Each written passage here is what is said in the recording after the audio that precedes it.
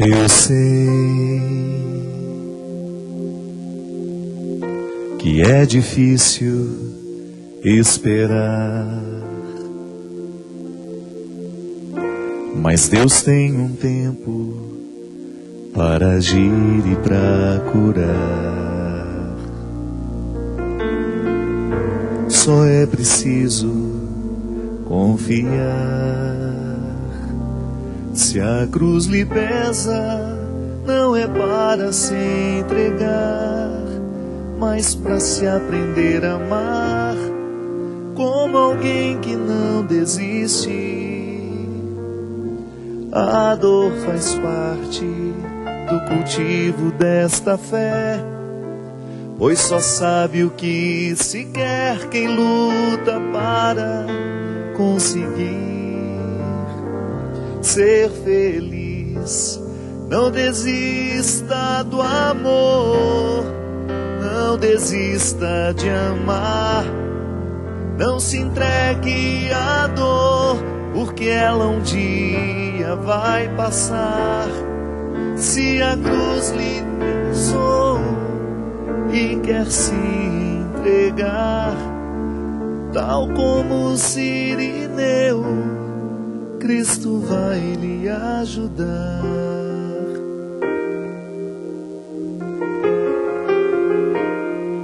Eu sei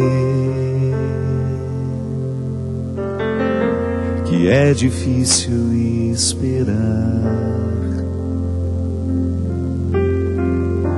mas Deus tem um tempo para agir e para curar. Só é preciso confiar.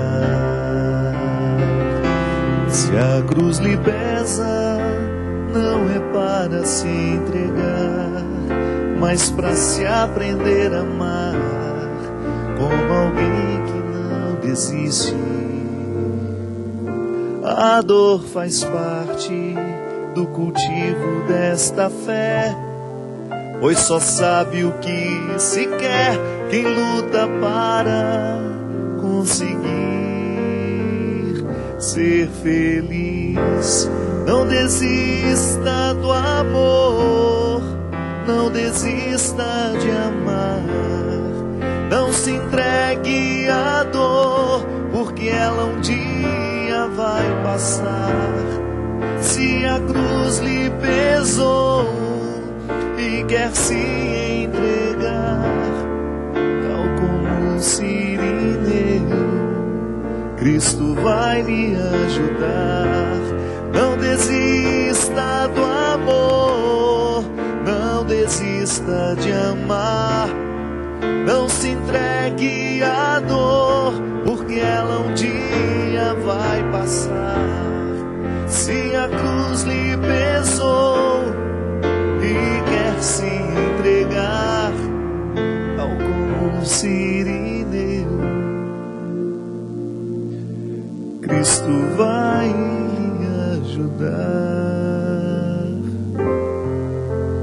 Muito boa noite, com muita alegria que nós começamos mais um programa de Direção Espiritual. No programa da semana passada nós dizíamos que muitas vezes o sofrimento tem ficado estranho ao nosso coração. Talvez por uma filosofia de vida que tenha sido disseminada entre nós. Eu sempre gosto de dizer que o que modifica o nosso jeito de viver é a nossa maneira de pensar.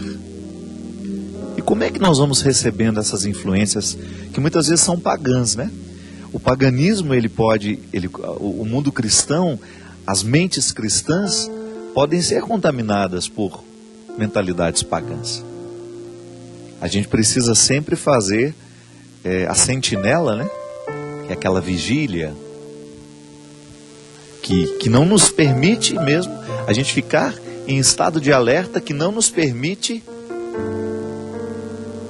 moleza mesmo, Temos que ficar atentos para que o nosso cristianismo não seja contaminado pelo paganismo que é tão presente nos dias de hoje. E o paganismo, essa mentalidade pagã, está retirando de nós a capacidade de acreditar no poder redentor do sofrimento, por exemplo.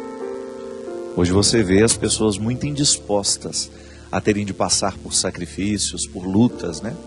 Porque a gente tem sido semeado por essa mentalidade, a felicidade como uma mágica, ou até mesmo a oposição da felicidade com o sofrimento, né? Como se o sofrimento fosse uma oposição à felicidade. Quando na verdade o sofrimento tem toda uma dimensão terapêutica que quando bem vivida, quando bem vivido ele é capaz de provocar grandes transformações para que a gente nunca mais, para que a gente avance tanto, para que a gente nunca mais se reconheça naquele primeiro momento quando o sofrimento nos alcançou. Tamanho é o poder transformador que o sofrimento tem. Fico pensando, né, nas dificuldades que cada um de nós passamos. Quanto sofrimento você já enfrentou? Quantas coisas foram difíceis para você? Momentos dolorosos que você precisou enfrentar? E porque enfrentou bem, porque extraiu aquela dimensão pedagógica do sofrimento, hoje você tem uma grandeza na sua alma, na sua maneira de pensar, na sua maneira de olhar para o outro, que você deve àquele tempo de sofrimento. A gente vira outro depois do sofrimento, bem vivido, bem experimentado. E essa música nos encoraja à coragem mesmo, né? Encorajar a coragem é repetitivo, mas é bom. É uma repetição boa. Eu preciso me encorajar para a coragem o tempo todo. Eu preciso criar dentro de mim disposição para receber a vida e dar conta de tudo aquilo que faz parte. Claro que eu tenho o direito de chorar, eu tenho o direito de sentar, de pedir socorro, eu tenho o direito de estar ao lado de pessoas que me ajudam a viver aquele momento, mas eu não tenho o direito de entregar os pontos. Enquanto a gente viver, essa vida pode ser boa, mesmo a gente tendo sofrimento. Não é bom pensar assim? Essa é a dimensão positiva do sofrimento dentro do cristianismo. O sofrimento é um processo reparador, ele nos transforma. A Sagrada Escritura fala muito disso, salmos, né? Tantos salmos nos ensinam a sofrer, né? Tantos salmos são um alento para nós no momento em que a vida está sendo difícil. O Senhor é meu pastor e nada me faltará, ainda que eu passe pelo vale das sombras, ainda que eu passe pelo lugar onde é impossível passar com os braços abertos, por exemplo, tamanha estreiteza, eu quero ir, e o Senhor está comigo, o Senhor me fortalece. Essa música, talvez você ainda não saiba, mas ela foi composta por um grande amigo, foi a última composição dele na vida. E foi extraída de um momento de muito sofrimento, de muita dor. Experimentou um câncer que o matou em 1 ano. E a gente que estava ao lado, a família, os amigos, nós que vimos o sofrimento de perto, daquele menino, daquele rapaz, a gente sabe como aquele sofrimento o transformou. Não que ele não fosse uma pessoa boa, ele já era uma pessoa maravilhosa. Ele já era uma pessoa de um coração imenso, de uma bondade, de uma generosidade. Mas o coração daquele menino foi totalmente transformado pelo sofrimento. Eu não gostaria que ele tivesse sofrido metade do que ele sofreu. Mas a medicina não foi capaz de aliviar o sofrimento dele como a gente gostaria que aliviasse. O câncer é ingrato, é uma doença cruel e você sabe disso. Você que já passou pela experiência do câncer, você que tem um irmão, um pai, uma mãe, um amigo, um marido, uma mulher, você sabe muito bem que o câncer não são só as células cancerígenas que destroem o corpo. As metástases não são apenas no corpo. Elas se esparramam, elas jogam os seus poderes destruidores em todos aqueles que estão ao redor, que é muito difícil. Você perceber uma pessoa perdendo as suas vitalidades, sendo corroída, né, pelo próprio corpo, né? É a reação do próprio organismo. E esse menino enfrentou isso com muita dignidade, com muito heroísmo. Claro que todos nós somos frágeis, em alguns momentos nós queremos desistir, em muitos momentos nós queremos entregar os pontos. Mas esse menino nos deu uma lição de vida que será eternamente gravada dentro do nosso coração, como alguém que até o final conseguiu sorrir, conseguiu amar e deixou-se amar. A vida é cruel em muitos momentos, ela pode parecer muito cruel, ela pode ser sentida com muita crueldade, porque realmente existem fatos, existem acontecimentos que escapam ao nosso entendimento, mas a vida será sempre festejada, por menor que seja o motivo que ela nos apresenta. Como uma vez encontrei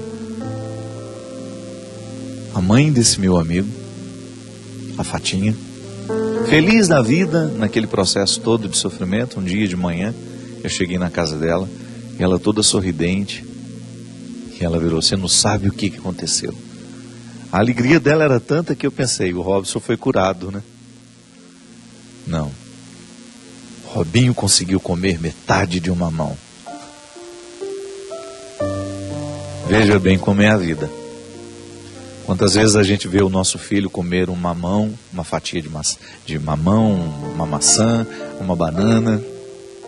A gente vê o nosso filho com o prato cheio, com muito apetite, e a gente não celebra isso. Mas é preciso que uma doença, que uma enfermidade, retire dele o desejo de comer, retire dele o apetite. E então a gente começa a prestar atenção nas miudezas que nos restaram. E isso é viver, minha gente. Eu nunca mais vou esquecer aquela manhã. Nunca mais vou me esquecer do olhar brilhante da Fatinha. Ao me dar aquela notícia, como se estivesse dando a notícia da cura do menino. Não. Era só a alegria de ver o filho ter comido uma fatia de mamão. E ali a gente aprende, né? E apesar de já ser uma história acontecida há tantos anos atrás, cada vez que eu tenho a oportunidade de celebrar a vida, por menor que seja, eu quero celebrar. É meu direito. Acompanhei também uma história que me comoveu muito. Assistindo a um Globo Repórter, não me recordo mais assim a situação.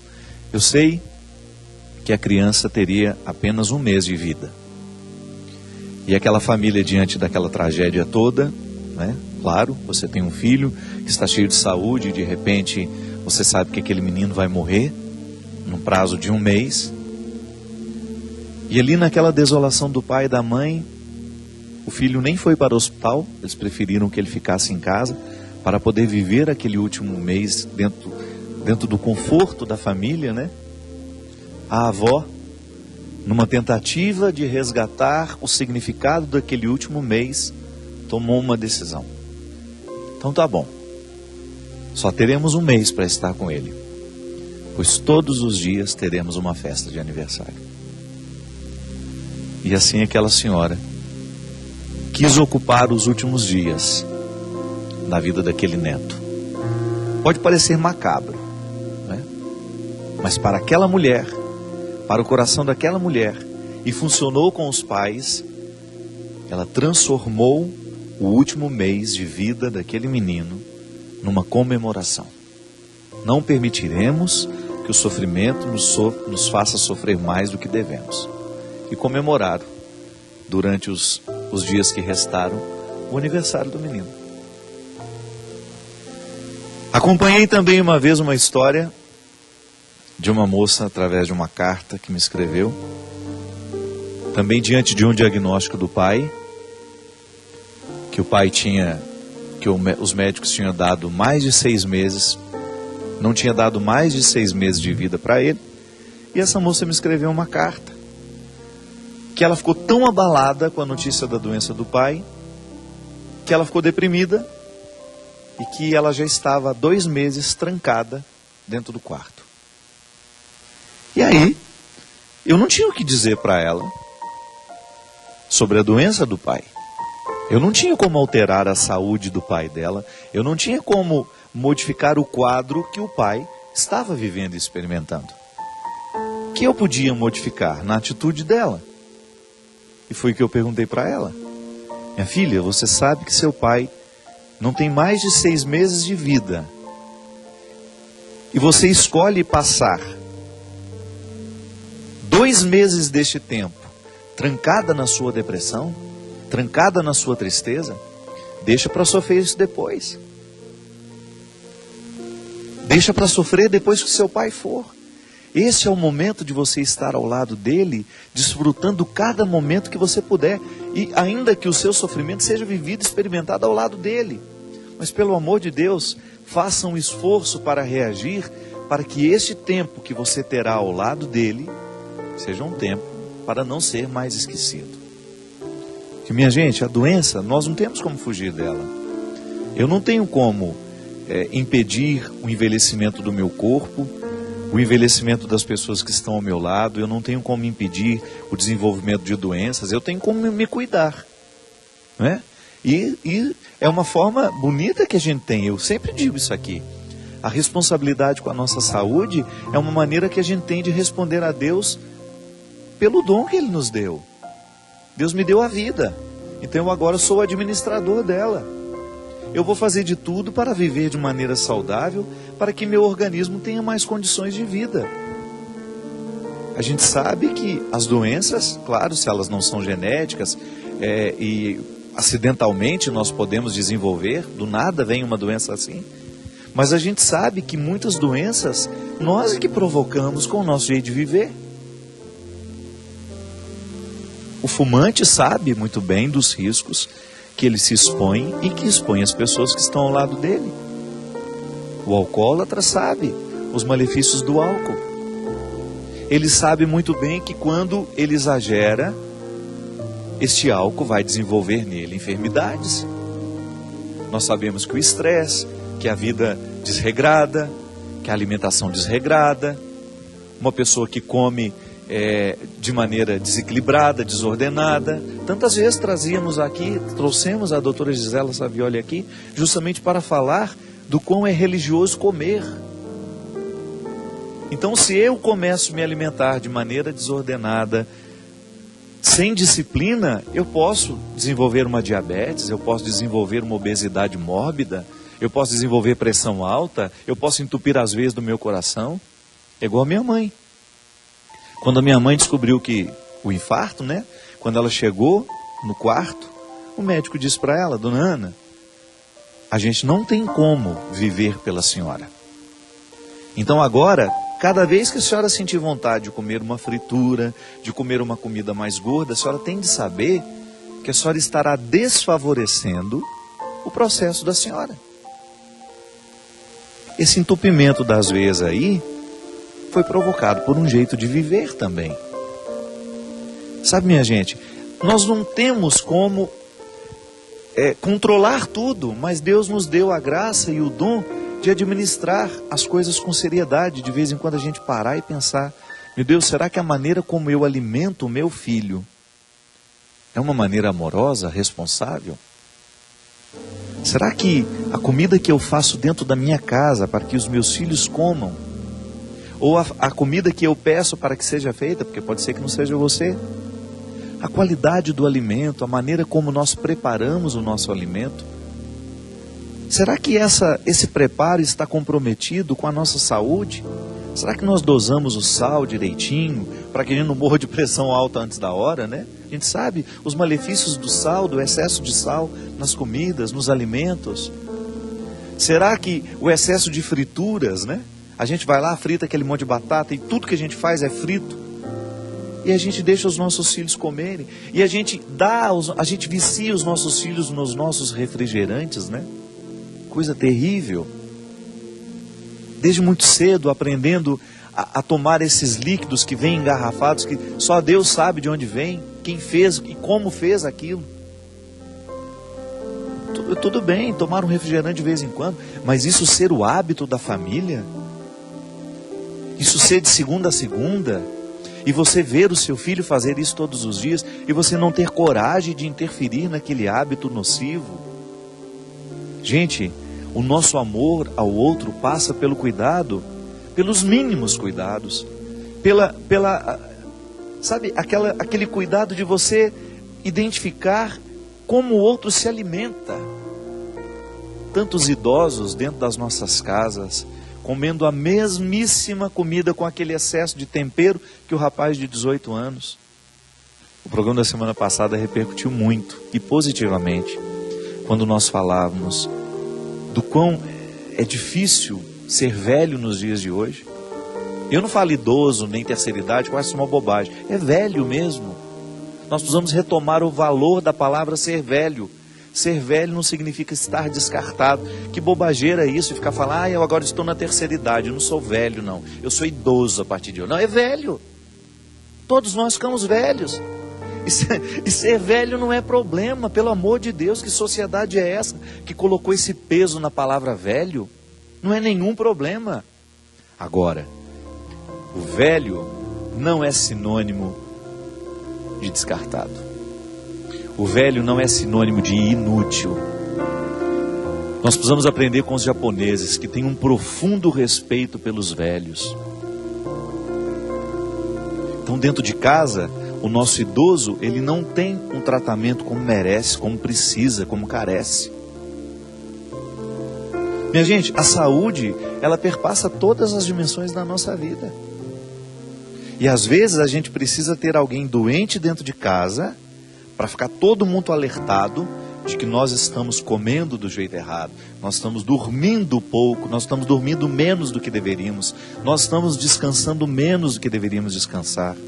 O nosso tempo livre nós estamos ocupando com coisas desagradáveis. Nós nos sentamos à mesa e ao invés de fazer o nosso almoço, o nosso jantar ser um momento de descontração, de encontro com o outro, nós ligamos a televisão para ver o telejornal, com todas as suas tragédias, e a gente não consegue mais conversar, e a gente não consegue aliviar a nossa atenção, nem mesmo no momento que nós estamos sentados no nosso sofá. Até mesmo o tempo livre, nós ocupamos com situações que nos estressam. Eu não estou dizendo que a gente tem que ficar alienado, não. Eu só tenho que dizer que à medida que vai chegando o final do dia, nós temos de fazer uma purificação. Da mesma maneira como... Sabe o que o organismo faz quando você dorme? Vamos usar uma linguagem muito simples para a gente poder entender. As células boas varrem as células ruins. O sistema imunológico, ele vai expulsar do organismo tudo aquilo que é nocivo ao funcionamento dele. Não é bonitinho isso? Você colocar o seu corpo para dormir, sabendo que naquele momento a sua imunidade trabalhará ao seu favor, o seu organismo vai tentar se recompor, o seu organismo vai tentar se refazer de tudo o que o agrediu ao longo do dia. Então, a gente faz o esforço para que essa varredura, para que essa limpeza ocorra de verdade. Como? Eu não vou me entupir de tanto comer antes de dormir, porque eu quero ir dormir leve para que meu organismo tenha energia para fazer isso. Para que ele tenha condições de fazer toda essa reposição, de trabalhar ao meu favor. Então, se o meu corpo precisa disso, minha gente, a minha mente também. Sabe, de você jogar fora todos os pensamentos que não valem a pena, né? Tudo aquilo que ao longo do dia foi desagradável. Para isso a gente reza, para isso a gente tem de meditar, para isso a gente faz silêncio. Para que a mesma varredura que é feita no nosso organismo, jogando fora as células cancerígenas que nós produzimos ao longo do dia, os vírus que estão ali tentando crescer dentro de nós e nos adoecer, as bactérias, que o pensamento também passe pela mesma limpeza. E essa é a presença de Deus na nossa vida, para fazer com que cada vez mais nós estejamos puros. Eu gosto dessa expressão do Salmo. Fazei o meu coração ser puro, dai-me um coração puro. O que é ter um coração puro? É ter uma cabeça que está repleta de coisas puras, boas. Não vou deitar levando as minhas mágoas, os meus ressentimentos. Meu Deus do céu, como a gente se agride nesses momentos, né? Como a gente perde uma boa noite de sono porque a gente levou os lixos que julgaram sobre nós, as fofocas que fizeram sobre nós, os comentários maldosos que fizeram sobre nós, ou até mesmo ocupamos o momento do descanso da noite para ficar alimentando essa bobageira toda. Não. Coragem. Queira a saúde, queira a vida saudável, porque Deus presente no nosso coração nos motiva a isso. A gente fazer com que cada vez mais as nossas escolhas sejam pela vida. Eu quero viver, eu quero ter coragem, eu quero ter esperança, eu quero ter fé. E a minha decisão pela vida, pela coragem, pela fé, vai influenciar aqui dentro da nossa casa. Vai influenciar o jeito como nós estamos nos alimentando, o jeito como nós estamos vivendo, o jeito como nós estamos nos tratando. Porque isso é evangelho, minha gente. Isso é conversão. É a gente fazer a opção pela vida. Para isso nós frequentamos a missa, para isso nós vamos ao culto, para isso nós queremos a palavra de Deus, para isso nós rezamos. É para que a gente tenha um coração puro. É para que a gente tenha atitudes coerentes com a vida que Deus quer para cada um de nós. De nada vale eu proclamar que Jesus é vitorioso, que Jesus está ressuscitado, se eu não buscar a minha parcela de ressurreição a cada dia, a cada instante. Nós vamos para um rápido intervalo e a gente volta já já.